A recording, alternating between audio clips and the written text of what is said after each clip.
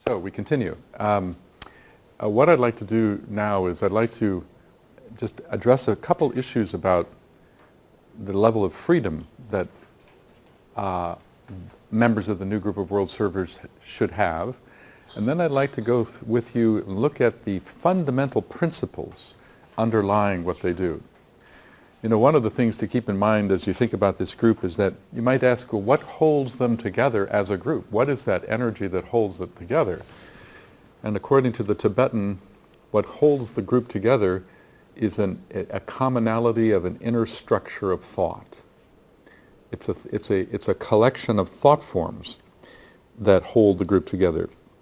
And in each case, every person that is in the group is somebody that's trying to become obedient to their own soul. But with that comes the realization that comes the complete freedom to serve as one sees fit. One of the things about this philosophy is saying that the new group of world servers, there's nothing imposed upon them in terms of how to serve, where to serve, what to do. None of that. It's strictly that everybody has the complete freedom to move according to that higher impression, that higher impulse that's happening inside them. So there's no authority, there's no hierarchy, although there's the hierarchy itself, but there's no hierarchy within the new group of world servers that's forcing an agenda on anyone. You're free to do as you like. And it's about freedom from ambition, though. It's not about personality ambition. And so the key is to be clear on what are our motives. You know, what are the motives? When we want to do something out there, is it because we're truly wanting to make the world a better place, or is there any kind of motive about self-gratification somehow built into it? The more we can move away from that individual motive to a more of a selfless motive, the more we're in line with the new group. So let's take a look at some of the key principles and talk about them. Now you have a handout that you want to get out on this one. And you see it, I think it's on the front page, the stapled handout. And there's several principles. So I'm going to have a seat here and we're going to talk about these, okay? So the first one in your handout, it says it's the law of right human relations. It's on that front page. That is so central to the work. It's all about right relationship, right relationship. Now here I've defined it as right human relationship. So here we're talking about right relationship between men and women, between culture and culture, between religion and religion, between the individual and the collective, right relationship between different ideologies and attitudes. In other words, actually, the only way we can become one, which is the goal, is if humanity starts thinking about what constitutes right relationship. And remember, if we really hold the view that the platform that we stand on is the essential divinity of all human beings, then right relationship can be ascertained. Then we can really see that we're all one, but we're all diverse at the same time. So it's oneness realized as diversity. Oneness realized through diversity. That's the Aquarian way. That's the Aquarian way. You know, it is said that humanity is approaching the first initiation. Now, I'm not going to do much with that subject today, maybe a little, but some of you I know are going to be up in Dublin over the weekend, and that's the whole story there. That's the main theme. But as we approach this initiation, one of the key features that humanity has to address in order to make that initiation or take that initiation is the question of what is right relationship, because it's what the whole story is about, and it even goes beyond human. Like, what is the right relationship with Mother Nature? We're seeing wrong relationship all over the place. So we've got wrong relationship with Mother Nature. What is the right relationship with material resources? Money. We got tons of evidence of wrong relationship with money. And so I guess what I'm trying to say is that the Tibetan says that the theme of right relationship is the underpinning theme for all humanity to focus on. Now, what sign, I'm going to ask you this kind of as an unfair quiz question. Nothing like asking a quiz question when you haven't actually mentioned it yet, but those are my favorite kinds. What sign of the zodiac do you suppose is most associated with the search for right relationship? Libra. Libra, exactly. Libra is the sign of relationship, but at a higher level, it's the sign for the search for right relationship. You know, the scales, balance, right relationship, justice. Interestingly, the Tibetan has said several decades ago, he said that the sign of Libra will become increasingly potent as humanity moves into the 21st century. And all of that makes sense because it's in the 21st century that there's the glimmer of possibility that humanity could actually take this first initiation. And the first initiation is all about right relationship, particularly right relationship having to do with the material, physical dimension of life. And so it's the underlying issue that is facing us all. So that's one major principle. The next is the principle of goodwill. The principle of goodwill.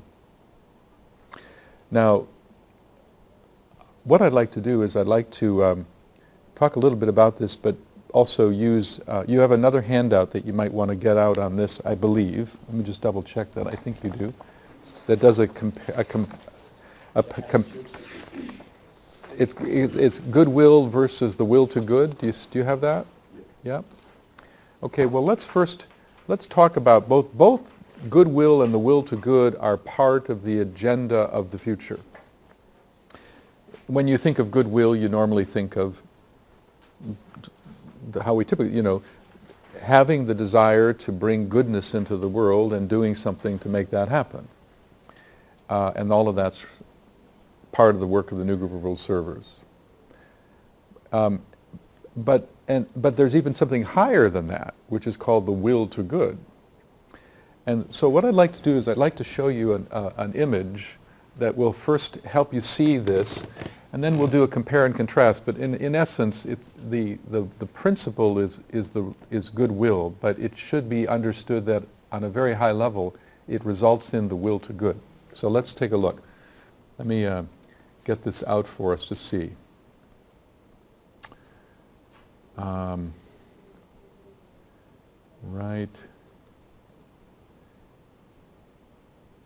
here. Okay.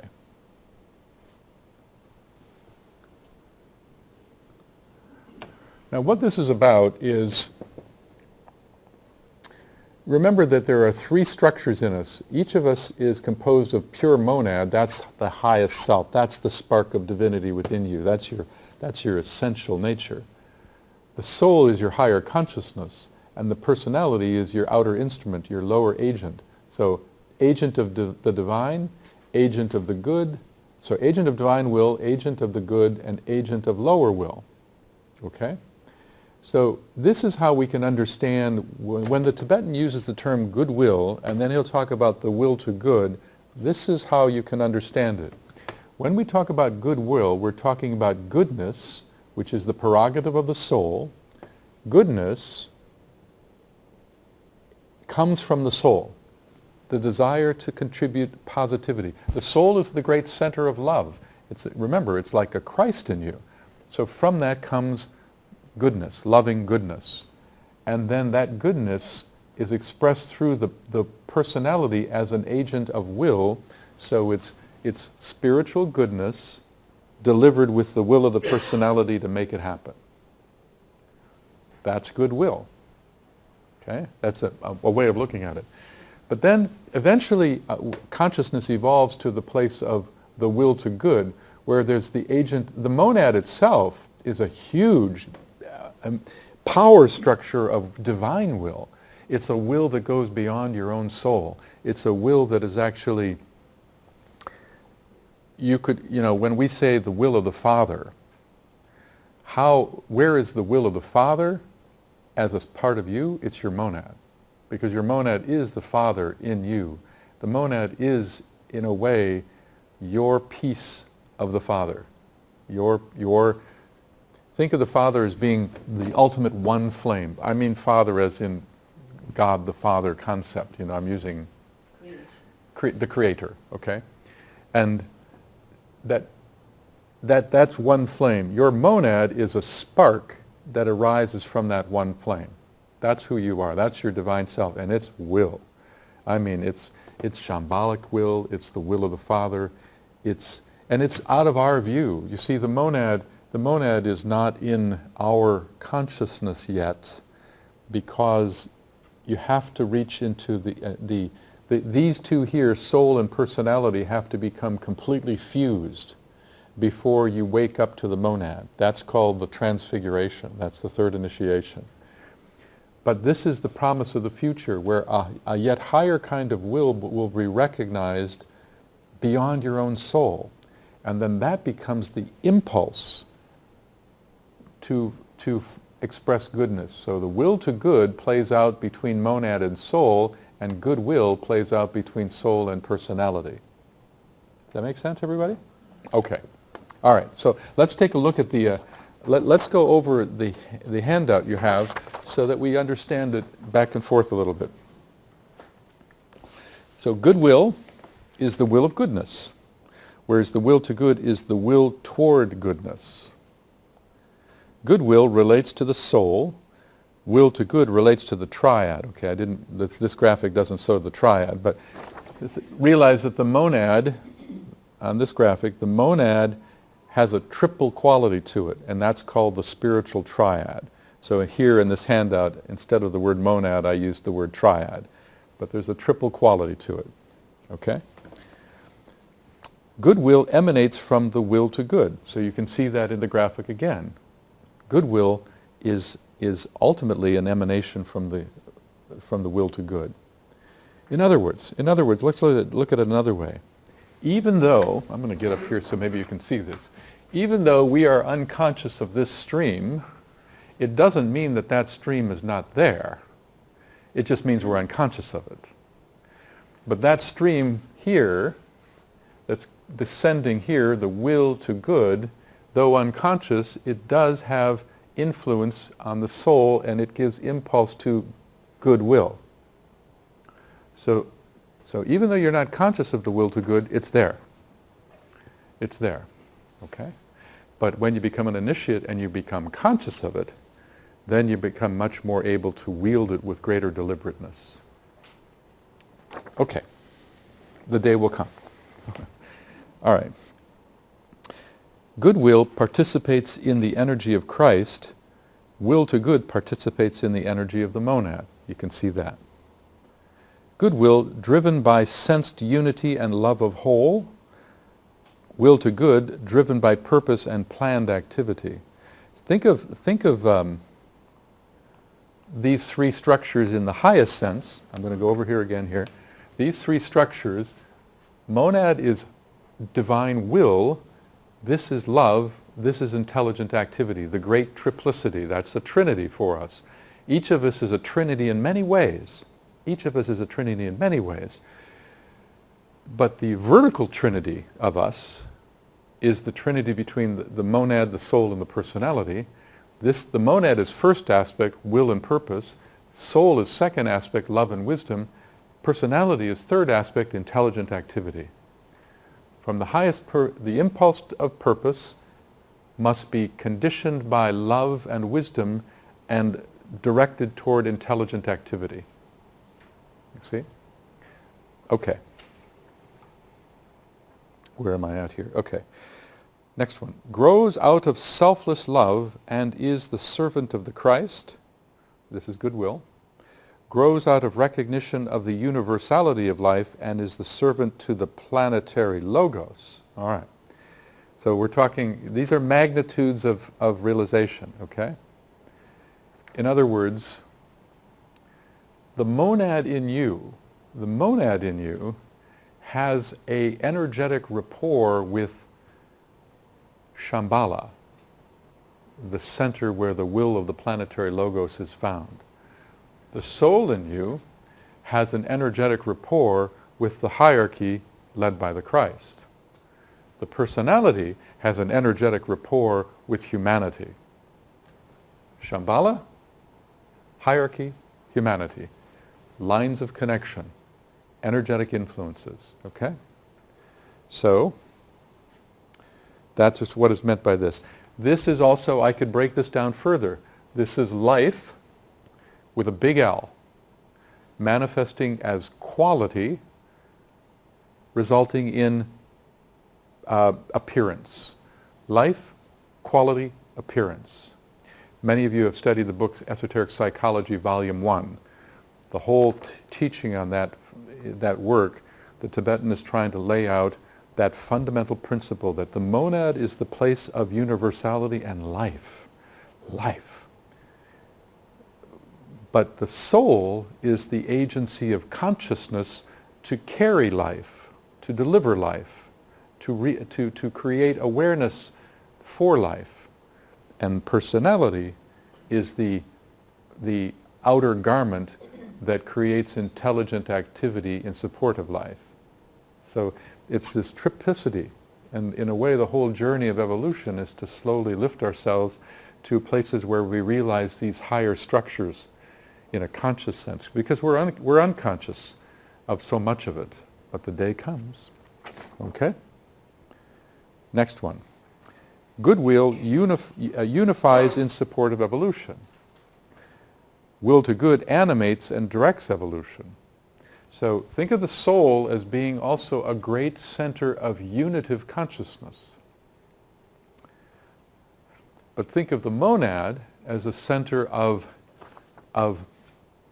purposeful, directed impulse. That's what the first aspect is about. The impulse to, the purposeful note. Okay?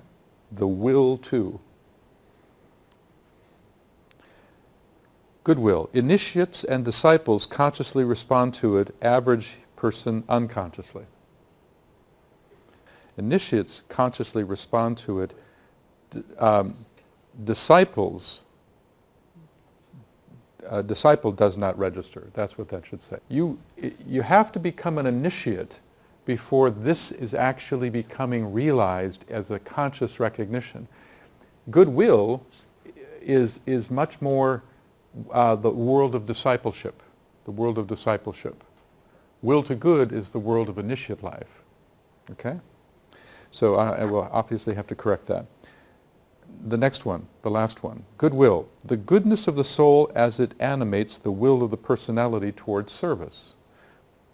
Will to good. The will of the monad or triad as it gives higher purpose to the soul and its goodness. So you get the flow. All of these are just trying to describe this in different ways. Okay? Are there any questions on that? Okay.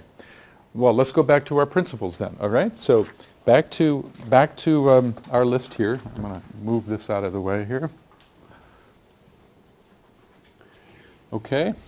So the next one is the law of group endeavor. The law of group endeavor.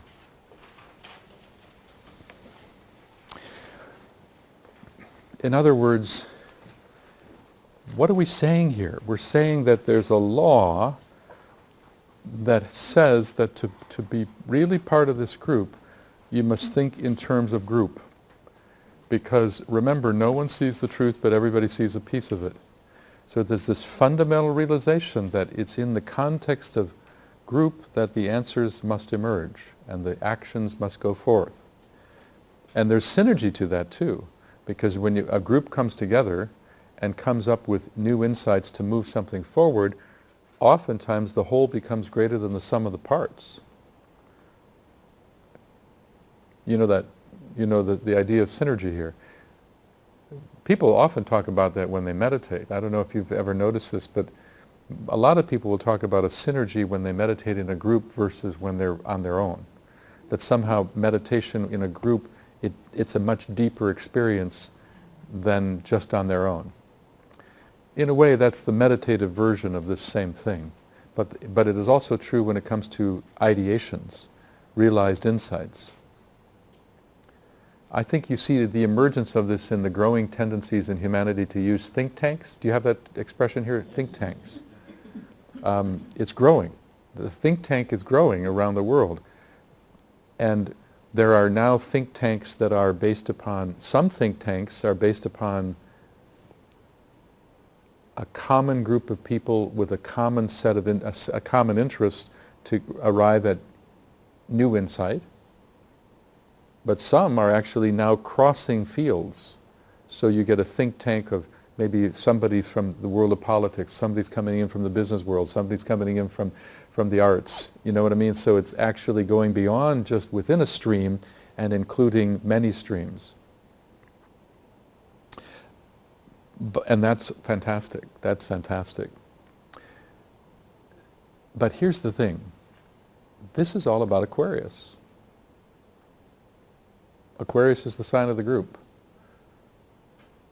And Aquarius is the sign that says that it's through the diversity of human experience that we actually discover our oneness and can be our oneness. So, more than ever in the past, this particular law, the law of group endeavor, is growing in importance. This law actually was far less important, far less relevant a few hundred years ago. So these laws have growing application according to the seasons of evolution. It's just like, just to highlight it in another sense, I said earlier that we are told that the soul itself has 7 laws that govern the soul, but actually only 5 are operative now. There are 2 laws that are laws, but their time has not yet come. And so a law is something that is there, but is a potential, and when the time is right, it becomes much more actualized. Well, for this one, the law of group endeavor, the time is ripe. The astrology is supporting it, it's becoming actualized. Okay, the next one, the principle of unanimity as of one mind, to be unanimous. This is so interesting too, because what is the word unanimity? What's the root word of it? It's anima. Anima, which is soul. Anima, soul. Unanimity, unity of soul. Unity of soul. It's different than, it's, you know, some of you know that in my book I have something called the near enemies to truth. And this one has a near enemy called uniformity. Unanimity can get distorted into uniformity. When you have uniformity, you have unity of form. When you have unanimity, you have unity of soul or consciousness. So we see that this has to be very closely watched as we move into the future, because it's very easy for this impulse to get distorted into uniformity. You know, a good example of this, it's so interesting. The Tibetan says this, when he speaks of Aquarius, he says the highest expression of Aquarius is present, and so has the lowest already manifested. And he said the lowest expression of Aquarian tendency is totalitarian regimes, where it's all about it's conformity. It's group, but it's conformity, where all your individuality and all your individual rights is sort of taken away from you in order to make everything structured and conformed. He says the highest expression of it is the hierarchy itself, the masters themselves. Their relationship to each other has no element of conformity. It's all unanimity. So this is just one of those areas that as we all do our work, whatever it is you're doing, be very conscious of that difference between unanimity and uniformity, because it's really easy to slip into it.